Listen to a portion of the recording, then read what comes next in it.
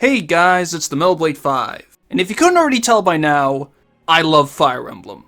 And one of the biggest reasons why I love Fire Emblem is the characters. However, over the years I've noticed that I tend to end up using or liking characters who the rest of the fanbase considers to be bad, whether that be for their effectiveness in battle or for their actual character, leaving me with a whole bunch of characters in the series who I personally think are underrated. And the game where that seems to occur most often would have to be Fates. Fitting, considering it is the game that I also think is underrated in certain aspects. I agree with all the criticisms of Fate's story, but I still find its core gameplay enjoyable, and I like most of its cast. Most of them. For a long time, I've been of the belief that the majority of Fate's characters are good characters at their core. It's just that the game's writing, especially the localization, does many of them dirty by undermining or underutilizing a lot of their endearing traits, making them come off as boring at first glance. Which is purely a fault of the writing rather than the characters themselves, yet they're the ones who often get the blame by the average player. And I'd say the biggest victim of this issue is Fate's deuteragonist, Azura. Despite being one of the main characters, and arguably the most important character to the overall narrative, Azura is not viewed so fondly by fans, from what I've seen at least. She's often ignored in discussions about the game and its characters, which could either be a good or bad thing when it's Fates we're talking about, but when she does get brought up in regards to a character, from casual mentions I've seen here and there across the internet, a lot of it seems to write her off like many of the other characters as boring and one note. However, if you dig deeper, you'll find that Azura is actually a very tragic and sympathetic character, which the game grossly misrepresented by how she was written. I've had this on my mind for a long time too, bugging me enough to the point that I wanted to make a video covering why I think Azura is underrated and doesn't deserve the reputation she often gets. Actually, I originally had this planned as part of a video covering multiple Fire Emblem characters I think are underrated, but I ended up having so much more to say about Azura than the others that I thought it would make more sense to do this as its own video. So if you think this is a really random type of video for me to make, that's why. First up, to best establish Azura's true character, I'll need to give a recap of her backstory, as I'll be referring back to it constantly. So Azura is the princess of the secret kingdom of Vala, but when she was very young, her father was killed by a Nankos, the true villain of Fates, who brought the kingdom to ruin, forcing Azura and her mother Arate to flee from Vala to Nor, where Arate eventually remarried to Nor's king, Garen. But many of Nor's people who loved Garen's first wife, Katarina, didn't like that she was replaced in their eyes, and as such they treated Azura and Arate very cruelly. In Azura's case, she was forced to live completely isolated from the rest of the Norian royal family, where then the retainers and nobles would repeatedly scorn her, as well as verbally, and in at least one case physically, abuse her. And during all this, Arate died, which left Azura even more alone, resulting in her developing severe mental scarring that caused her to become a very shy and reclusive person, which persists to this day.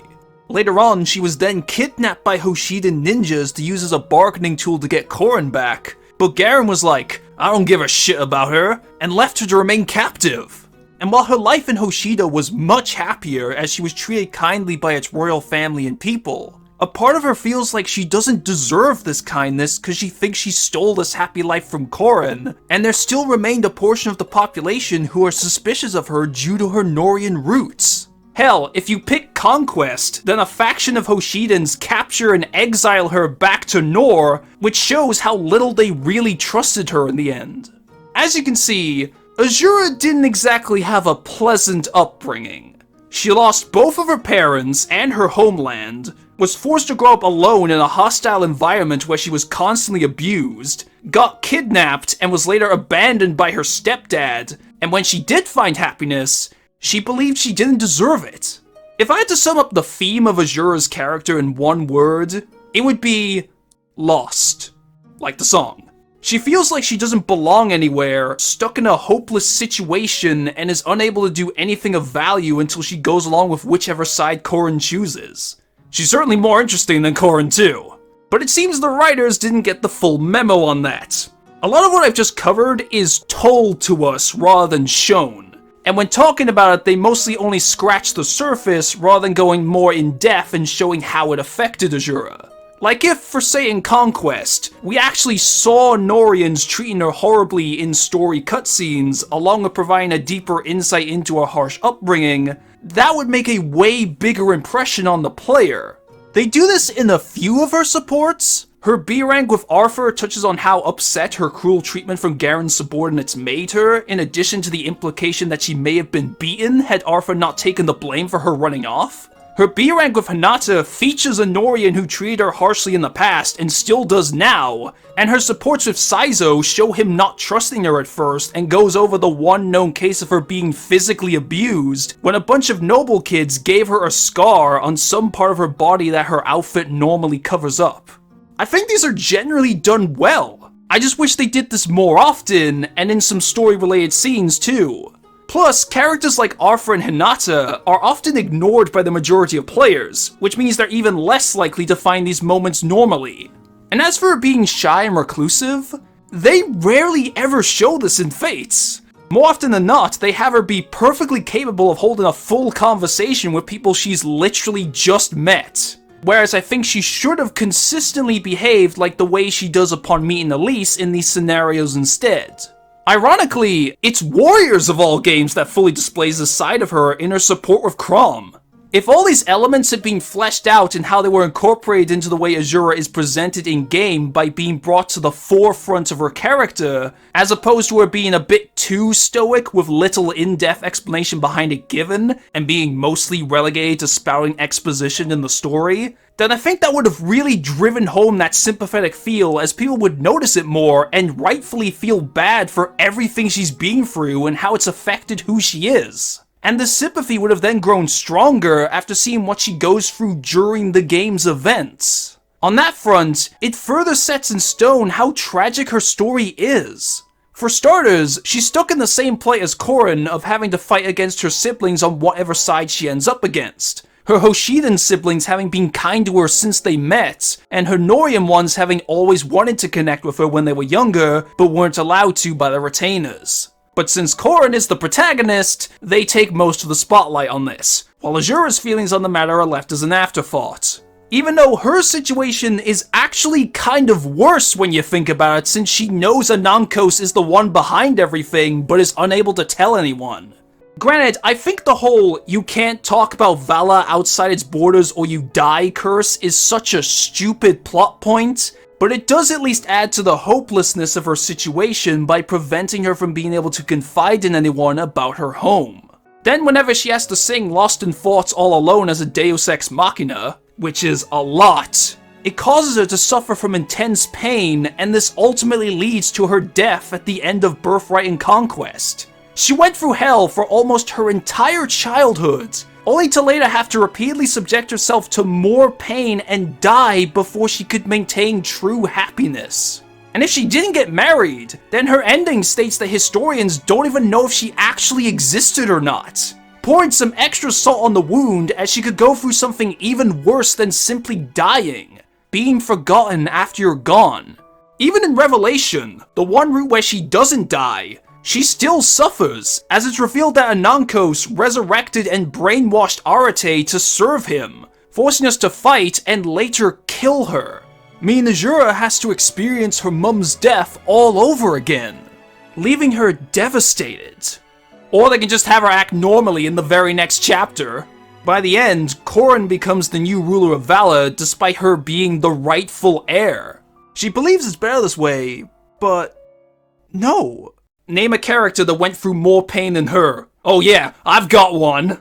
It also doesn't help that she suffers from what I like to call the alt curse, where in Heroes, if a character gets a bunch of alts, people get sick of seeing that character and they start to dislike them. With some exceptions. Camilla is the face of this trend, but it's also happened to a lesser extent with the likes of Lyn, and now Azura too.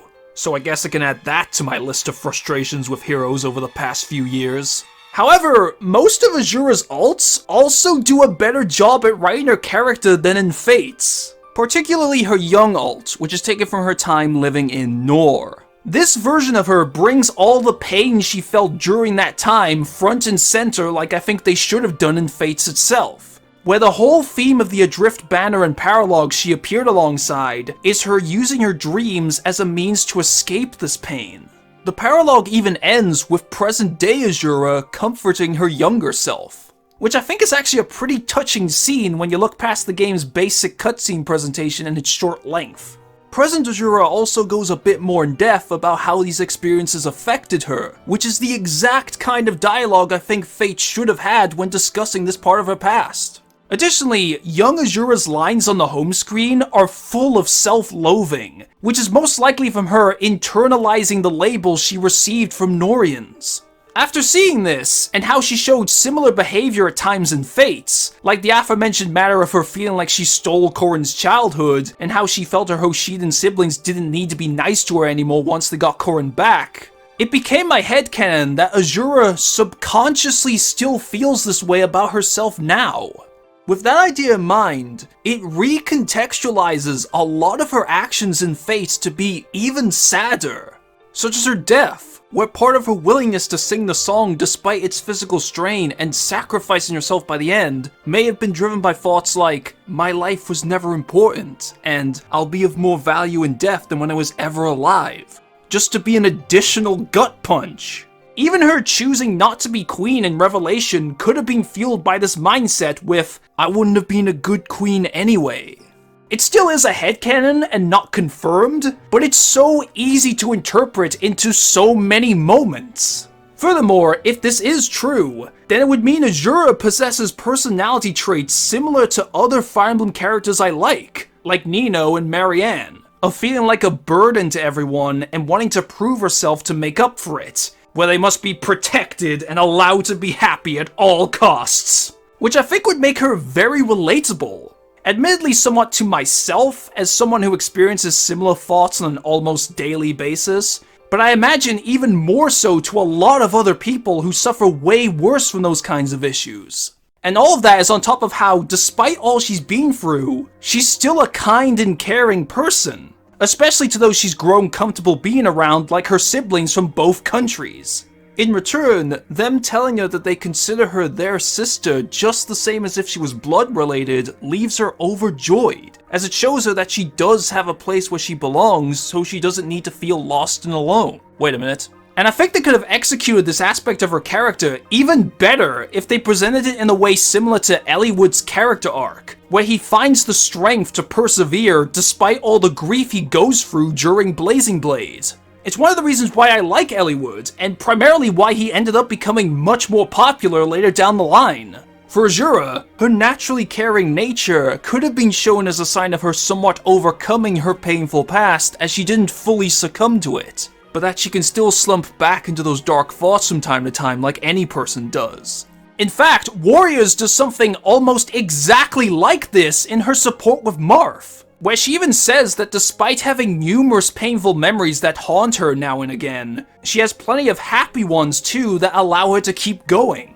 Now, if only this had also been featured in Fates itself and in a prominent way so that this endearing side to her could have been noticed by more people too.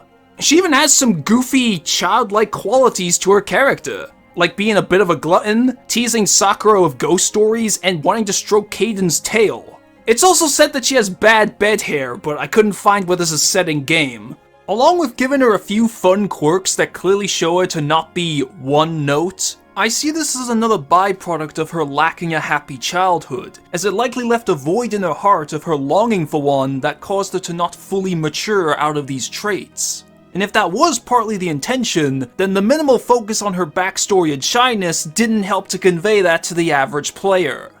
Azura deserved so much better, both in her life and how she was handled by the writers. If they had chosen to primarily focus on all the aspects of her actual character that I've covered here in both the story and the majority of her supports, then she easily could have become a well-liked character across the fanbase who could have resonated with many people, as she provides an insight into the effects things like abuse, loneliness, and self-doubt can have on a person, which has also been seen in a few very popular characters in the series. Obviously in different ways though, as Azura's is more subtle and focuses on how traumatic experiences can still affect someone even after they appear to have gotten better.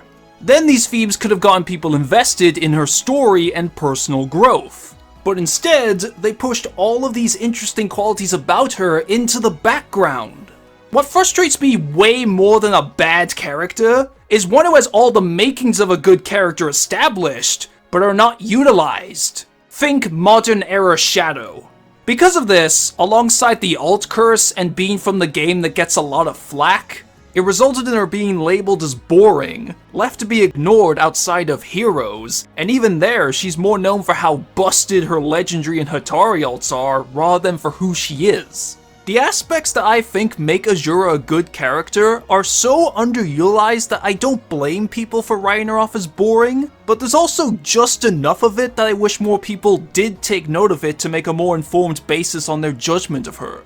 Cause admittedly, when I was first playing through Fates, I did feel indifferent towards her from the default way she was depicted, but I still got the impression that she was lonely, mentally speaking. Not really based on much, just a feeling I got. But once those impressions were confirmed, I began to notice the moments of her true character shining through, and seeing how she was handled better in the spin-offs, I started to really like her. And I wish that Fates' writing had done her justice so others could see that too. I guess this is a great example of why not to judge a book by its cover. Or more accurately, not to judge the book's text at a base level, but to look deeper.